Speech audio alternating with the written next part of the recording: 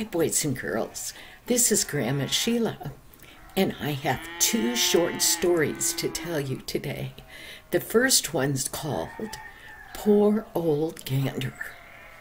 Do you know what a gander is? That's a goose, a big goose. Well, Walter, he was 8 years old, and he got to go to his grandma and grandpa's house for the whole summer. They lived on a farm.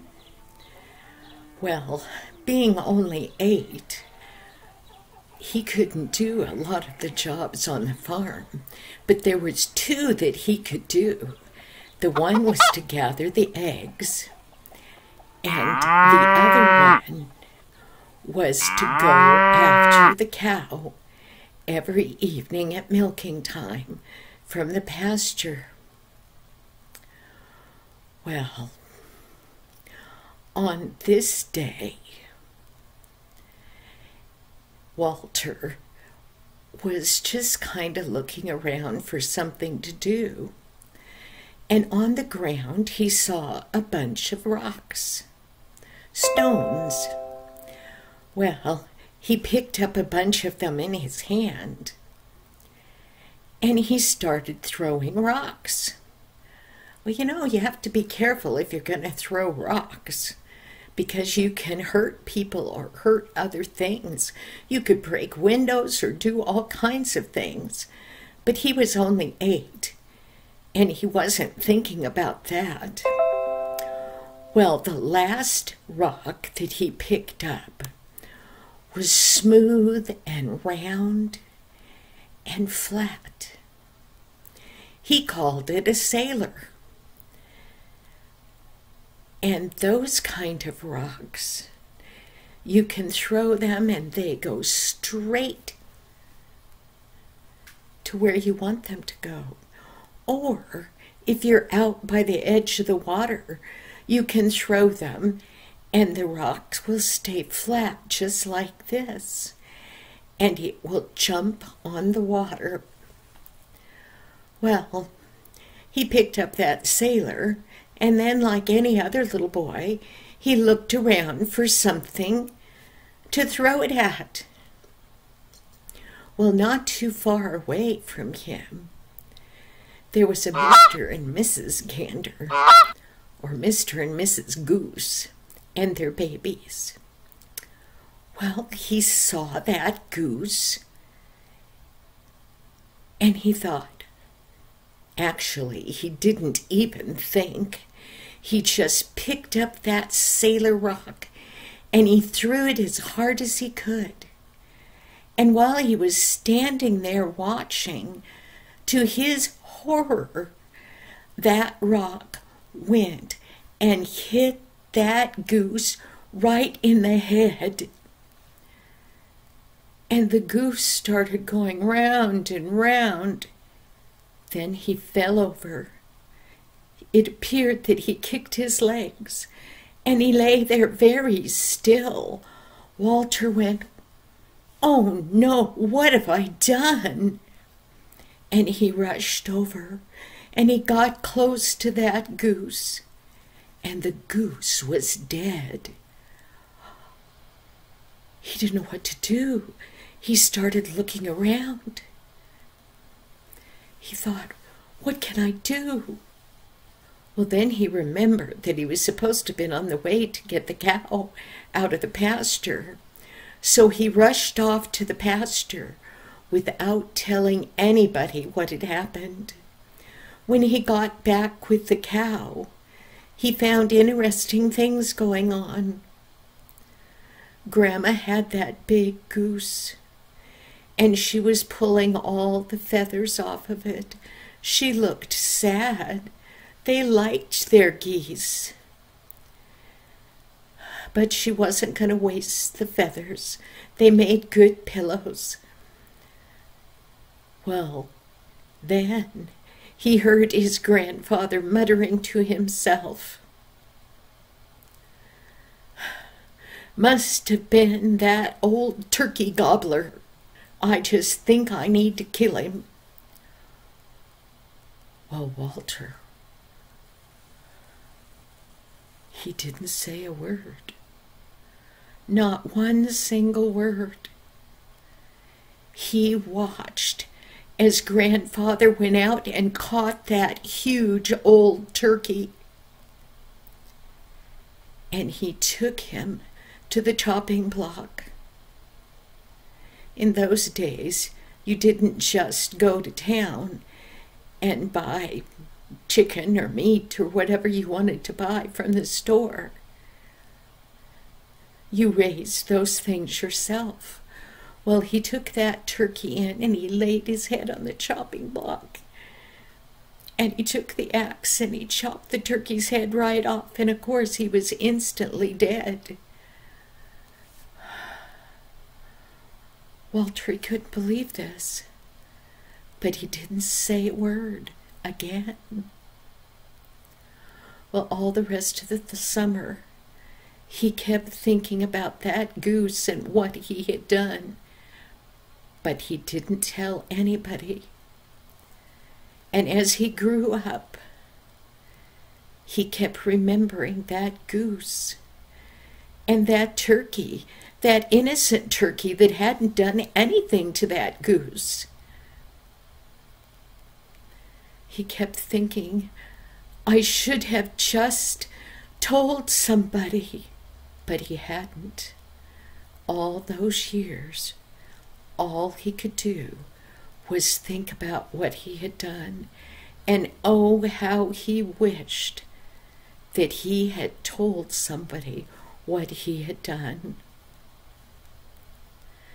You know, a lot of times, if we do something, even if it was an accident, I mean, Walter was young. He didn't think about what could happen to that goose. He probably wouldn't have gotten into major trouble. That turkey would have lived a long life. Well, the second story is called Honest Harry. Well, Harry, he lived with his mom, and they lived in a small town.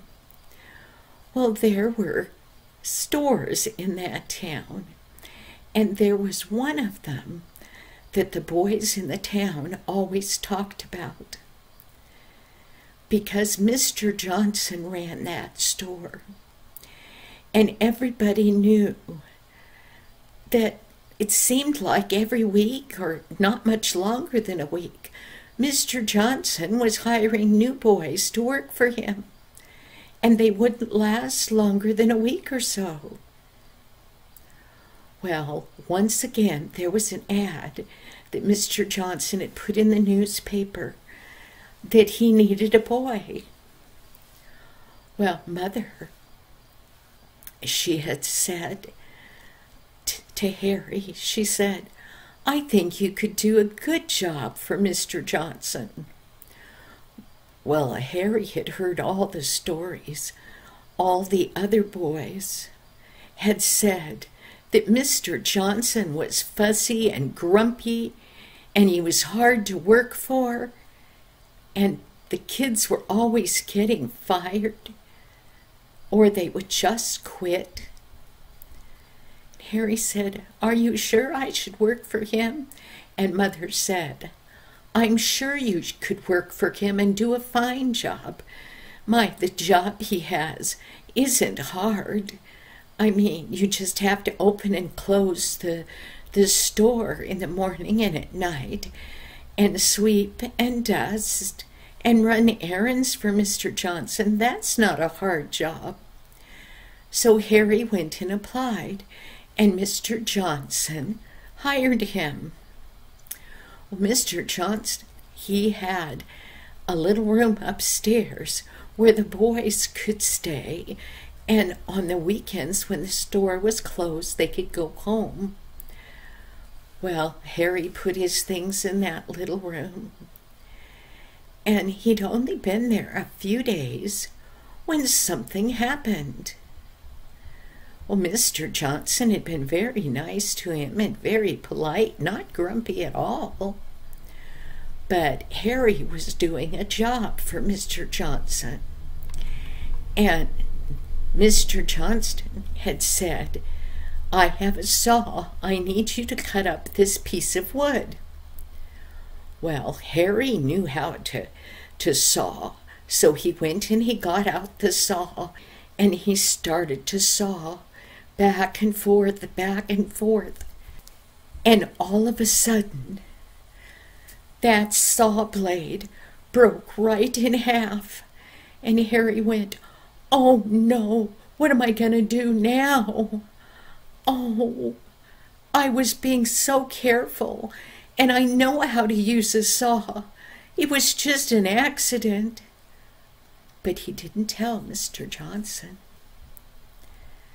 Well, Mr. Johnson had to be out of town that afternoon, and Harry was in the store. Well, one of those boys that had gotten fired came by, and he was a friend of Harry's, and Harry told him all about that saw, how it had broken and it was an accident. And the other boy looked at him and he said, "Nothing's an accident to Mr. Johnson. He would get you, he would wallop you good for doing that." And Harry said, I don't think he would. Don't you think I should tell him?" And the other boy said, "I wouldn't if I were you."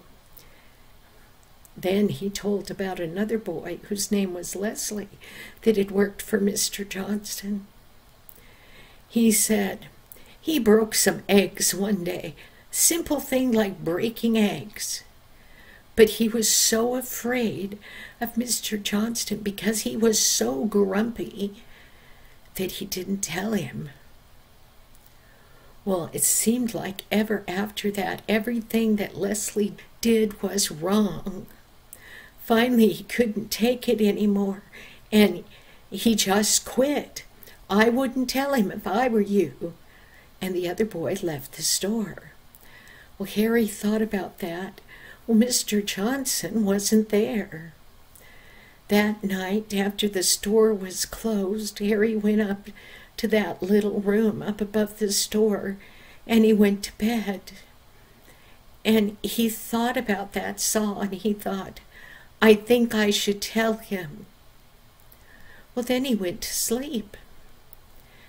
And late that evening, Harry heard Mr. Johnson come home. He got up, he took off his pajamas and he put on his clothes, and he rushed down the stairs, and he saw Mr. Johnson there in the store. And Mr. Johnson looked at him kind of strangely. And Harry said, "I have something to tell you. Today, when I was sawing that piece of wood that you wanted me to saw, I accidentally broke the saw. I was trying so hard to be careful, and I know how to use a saw. It just was an accident."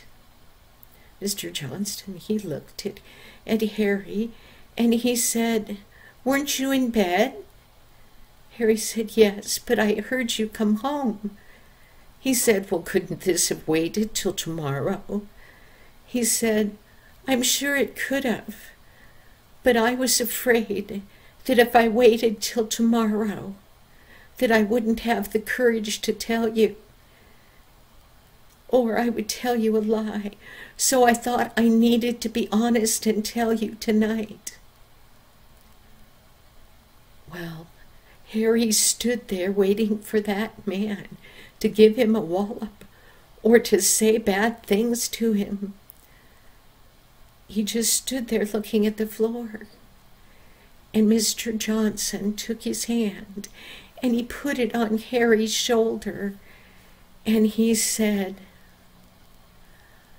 "Don't worry about the saw, Harry. Now I know that I have an honest and trusted employee. Go to bed and don't worry about it ever again." Harry was so relieved. He ran up the stairs and got back in his jammies and jumped in bed. And he slept as soundly as a baby because he had been honest. Well, Mr. Johnson and Harry became great friends, and Harry worked for him for years, and Mr. Johnson never again was accused of being grumpy. He was a good man. He just never had an honest worker. Remember that being honest and trustworthy is the best way to be. Thank you, boys and girls, and I'll see you next week. Bye-bye now.